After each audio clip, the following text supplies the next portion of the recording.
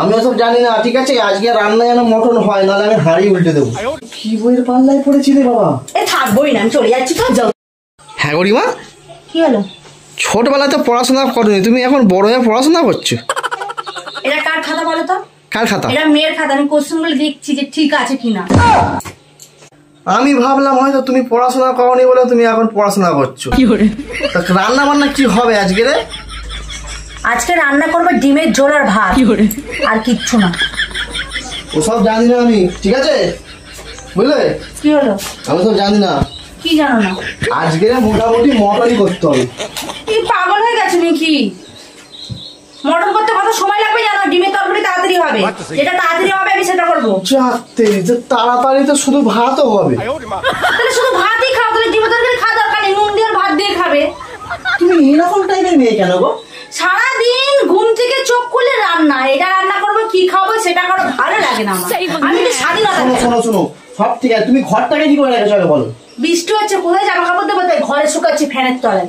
করবে না? ঘরটাকে তো পুরো ধোপাখানা করে দিয়েছো। ধোপাখানাই করতে হবে সবারই, শুধু আমার বাড়ি না, প্রত্যেকটা মানুষের বাড়ি। দেখো একটা রুম, আমরা কি করবো? আমার ঘরের এখানে এখানে মিলতে হবে।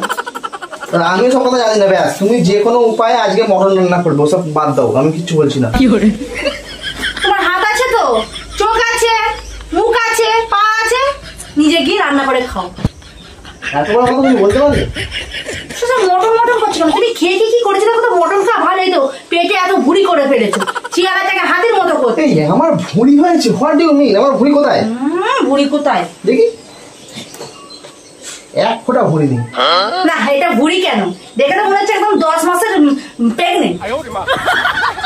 তোমার কথাবার্তা কি গো? মানুষের একটু চেয়ারা হলে ভুড়ি হয়ে গেল? চেয়ারা হয়েছে বলে তো ভুড়িটা হয়েছে। আমি কি খুব মোটা নাকি? না না, মোটা না, পাতলুর মতো। তুমি ওসব জানো, সব তুমি এক্সকিউজ দিচ্ছ। তুমি তাড়াতাড়ি গিয়ে আগে রান্নাটা করো।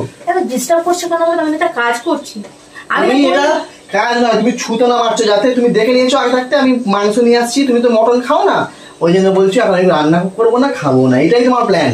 আমি ডিমের ঝোল ভাত করব, যদি তোমার মনে হয় খাবে খাবে, না খাবে না করবে। হোটেল খোলা আছে, টাকা আছে, গিয়ে খেয়ে আসো। যা। তুমি মটন রান্না করবে না তো? না। ফাইনাল তো?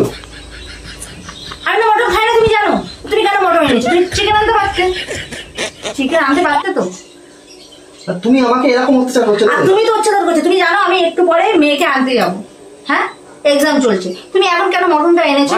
আমার রান্না করার সময় আছে। আমি ওসব জানি না, ঠিক আছে? আজকে রান্না যেন মটন হয়, নাহলে আমি হাঁড়ি উল্টে দেবো। যাও যাও, ভালো হবে, হাঁড়ি উল্টে দেবে, যেটুখানি পুরানো ভাত থাকবে সেগুলি তোমাকে আমি খাওয়াবো। কি বইয়ের পাল্লায় পড়েছি রে বাবা। থাকবোই না, আমি চলে যাচ্ছি। তো যাও, তুই যাও তো, বেশি যাবে। হ্যাঁ, আমি চলে গেলে তুমি বেঁচে যাবে। কেন বলতো? তুমি তো সবসময় তোমার মনের ভিতরে শুধু অন্য কুবুদ্ধি গুলো চলে। ফোনটা নিতে এসছি। কি মেয়ে রে বাবা।